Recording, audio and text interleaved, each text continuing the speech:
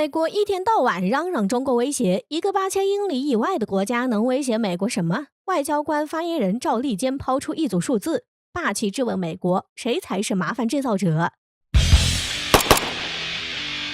这段时间我们的关注点都在东欧战场，原本以为美国就会没有心思继续围堵中国，看来我们还是对美国抱有幻想了。这不，美国又开始来中国作妖了。美国前脚刚宣布制裁俄罗斯能源，后脚就有美军上将阿奎利诺硬闯南海九段线。难不成美国逼迫中国加入反俄队伍不成，急眼了？阿奎利诺甚至利用媒体颠倒是非的报道中国军事威胁，试图在南海周边国家掀起波澜。如果说阿奎利诺乘坐 P-8A 巡逻机侦察南海九段线是在找存在感的话，那现身的9万吨级基地舰恐怕就不是找存在感这么简单了吧。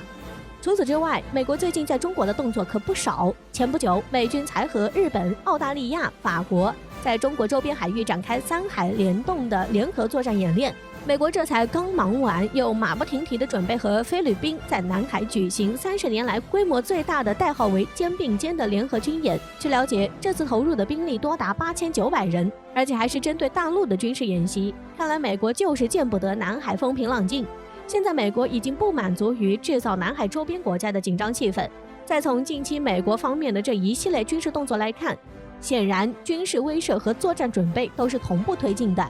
更有意思的是，最近一次的中美高层视频通话中，拜登政府还向中国承诺无意同中国发生冲突，然而美军转身就盯上了我军航母山东舰穿过台海。原本山东舰航母进行例行训练就是一件很普通的事情，但美军还是派出一艘阿利伯克级驱逐舰约翰逊号尾随山东舰。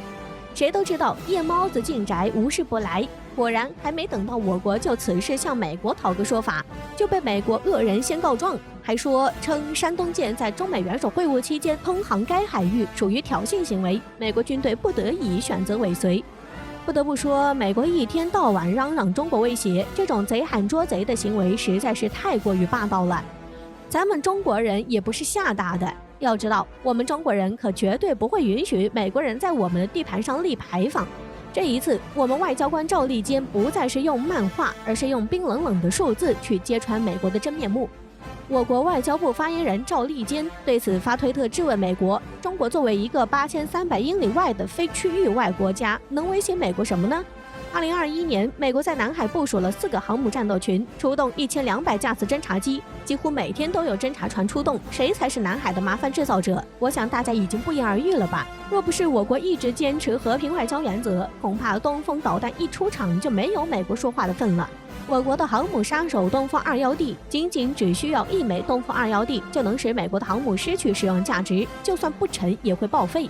所以说，美国最好还是悠着点，别到时候多行不义必自毙。